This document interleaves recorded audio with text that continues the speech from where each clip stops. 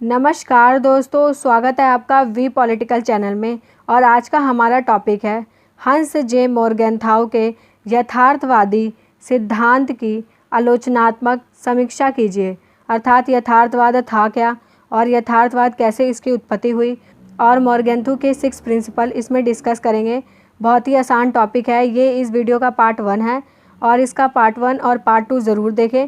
3rd year political science BA honours BA programme दोनों के लिए इंपॉर्टेंट टॉपिक है। मोस्ट रिपीटेड क्वेश्चंस करा रही हूँ विद बेस्ट आंसर्स। तो स्टार्ट करते हैं अपना वीडियो।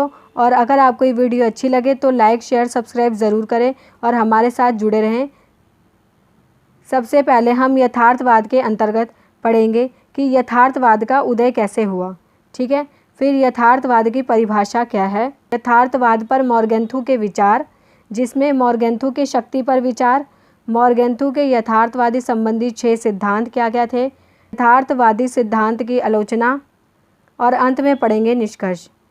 ये हम वीडियो के पार्ट 1 में पढ़ेंगे शक्ति पर विचार तक, और मोर्गेनथाउ के 6 सिद्धांत, आलोचना और निष्कर्ष ये वीडियो के पार्ट 2 में पढ़ेंगे। और आपको ऐसे ही स्ट्रक्चर लिखना है, आंसर लिखने से पहले फिर आंसर स्टार्ट करना है। तो स्टार्ट करते हैं अपना आंसर। यथार्थवाद का उदय। यथार्थवाद का आरंभ द्वितीय विश्व युद्ध के बाद हुआ। यथार्थवाद का आरंभ कब हुआ? द्वितीय विश्व युद्ध के बाद हुआ। प्रथम विश्व युद्ध के बाद अमेरिका के तत्कालीन राष्ट्रपति वुड्रो विल्सन द्वारा दिए गए विचारों को अंतर्राष्ट्रीय आदर्शवाद का नाम दिया गया। विल्सन ने युद्ध को सबसे बड़ी बुराई कहा। वुड्रो विल्सन ने कहा कि जो युद्ध है ये सबसे बड़ी बुराई है। विल्सन ने विश्व शांति स्थापित करने के लिए 14 सूत्रीय प्रोग्राम बनाया। मतलब राष्ट्रपति वुड्रो विल्सन के विचारों को आदर्शवाद का नाम दिया गया और उन्होंने युद्ध को एक बुराई बताया, जिसके बाद विश्व शांति के लिए 14 सूत्रीय प्रोग्राम बनाए गए और लीग ऑफ नेशंस राष्ट्र संघ की स्थापना की गई। परंतु जर्मनी में नाजीवाद, इटली में फांसीवाद, जापान में सैन्यवाद और इनके प्रति उत्तर में रूस, फ्रांस, ब्रिटेन, अमेरिका में संधिया और सैन्यवाद देखने को मिला। आदर्शवाद को सबसे गहरा प्रहार 1939 में लगा। मतलब जब प्रथम विश्व युद्ध हो गया था उसके बाद राष्ट्रसंघ की स्थापना हुई, आदर्शवादी विचारधारा दी गई कि विश्व में शांति स्थापित होगी। पर 1939 को इसको सबसे गहरा प्रहार लगा जब राष्ट्रसंघ की विफलता के बाद द्वितीय विश्व युद्ध छिड़ गया, जो कि प्रथम विश्व युद्ध की अपेक्षा अधिक विनाशकारी था। प्रथम विश्व युद्ध की अपेक्षा यह अधिक विनाशकारी था। आदर्शवाद की आलोचना के रूप में जो विचारधारा उभर कर आई उसे यथार्थवाद का नाम दिया गया। यथार्थवाद के 2 महत्वपूर्ण बिंदु हैं, शक्ति और राष्ट्रीय हित। यथार्थवाद किस पर बल देता है? शक्ति और राष्ट्रीय हित की। राज्य का कार्य क्या है? शक्ति को बनाए रखना और अपने राष्ट्रीय हित के लिए कार्य करना। यथार्थवाद की परिभाषा। आदर्शवादियों का मानना था कि शक्ति अस्थायी तथ्य है। शक्ति क्या है? एक अस्थायी तथ्य है। आदर्शवादी जो आगे चलकर उदारवादी कहलाए, यह मानते थे कि मानव स्वभाव मूल रूप से अच्छा है। आदर्शवादी मानते थे कि मानव स्वभाव क्या है? मूल रूप से अच्छा है, जबकि यथार्थवादी मानव को स्वार्थी मानते थे। जो यथार्थ की बात करते हैं, रियलिस्टिक थ्योरी देते हैं, वे कहते हैं कि मानव स्वभाव से ही स्वार्थी है। यथार्थवाद की 3 विशेषताएं हैं। विश्व के प्रमुख कर्ता के रूप में राज्य। वे मानते हैं कि प्रमुख कर्ता के रूप में विश्व में कौन है? राज्य है। राष्ट्र का हित जो है सर्वोपरि है। राज्यों के लिए सर्वोपरि राष्ट्रीय हित है और राष्ट्रीय शक्ति। ठीक है, यथार्थवाद बात करते हैं कि विश्वकर्ता के रूप में राज्य है, राष्ट्रीय हित प्रमुख है और राष्ट्रीय शक्ति भी प्रमुख है। द्वितीय विश्व युद्ध के बाद विशेषता। राष्ट्रसंघ की विफलताओं के बाद E.H. कार, रॉबर्ट गिल्पिन, केनाथ थॉमसन, हंस मोर्गेनथाउ आदि लेखकों ने यथार्थवाद की विचारधारा को जन्म दिया। यथार्थवाद का मानना है कि देशों के बीच राजनीतिक शक्ति के लिए संघर्ष है। राजनीति शक्ति के लिए संघर्ष है, मतलब शक्ति पाने के लिए सभी राज्य जो है संघर्ष करते रहते हैं। ठीक है।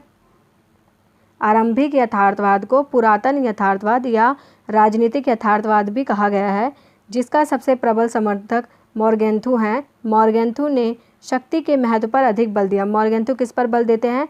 शक्ति के महत्व पर अधिक बल देते हैं। इसलिए मोर्गेनथाउ के विचारों को शक्ति एकलवाद के नाम से भी जाना जाता है।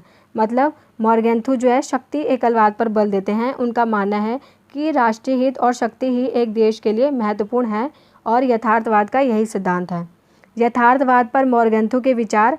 मोर्गेनथाउ की लोकप्रिय कृति पॉलिटिक्स अमंग नेशंस पुरातन यथार्थवादी या राजनीतिक यथार्थवाद की तस्वीर है।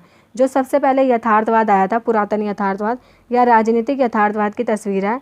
मोर्गेनथाउ का जन्म जर्मनी में हुआ, परंतु हिटलर की तानाशाही से पीड़ित होकर मोरगेंथु ने अमेरिका में शरण ले ली। कह रहे कि मोरगेंथु का जन्म कहाँ हुआ था? जर्मनी में हुआ था, पर हिटलर की तानाशाही से उन्होंने पीड़ित होकर अमेरिका में शरण ले ली। अमेरिका चले गए वे और अमेरिका का अंतर्राष्ट्रीय व्यवहार देखते हुए मोरगेंथु ने लिखा कि राजनीति शक्ति के लिए संघर्ष है। वह अमेरिका में रहते हुए उन्होंने अंतर्राष्ट्रीय व्यवहार को देखते हुए लिखा तथा किसी भी देश का सर्वश्रेष्ठ उद्देश्य राष्ट्रीय हित है। मोरगेंथु मानते हैं कि किसी भी देश का सर्वश्रेष्ठ उद्देश्य क्या होता है? राष्ट्रीय हित होता है। ठीक है। मोरगेंथु की शक्ति पर विचार। मोरगेंथु से प्रेरित होकर परंपरावादी यथार्थवाद शक्ति को राजनीति का केंद्र बिंदु मानते हैं। शक्ति को परिभाषित करते हुए मोरगेंथु लिखते हैं कि यह मनुष्य का अन्य के मस्तिष्क पर नियंत्रण या उसके अन्य के कार्यों पर नियंत्रण की शक्ति है। मोरगेंथु शक्ति की परिभाषा इस प्रकार देते हैं का की ऐसी योग्यता या सामर्थ्य जिसके द्वारा खा से अपनी इच्छा अनुसार कार्य करवा सके। मतलब का एक पर्सन है, उसकी ऐसी योग्यता या क्षमता है उसके पास कि वह खा से अपनी इच्छा अनुसार कार्य करा सके तथा विपरीत स्थिति में का यह सुनिश्चित कर सके कि खा कोई ऐसा कार्य ना करे जो का ना चाहता हो। इस प्रकार शक्ति राज्यों की वह क्षमता है जिसके द्वारा एक राज्य अन्य राज्यों की निर्णय प्रक्रिया को अपनी इच्छा अनुसार प्रभावित कर सकता है।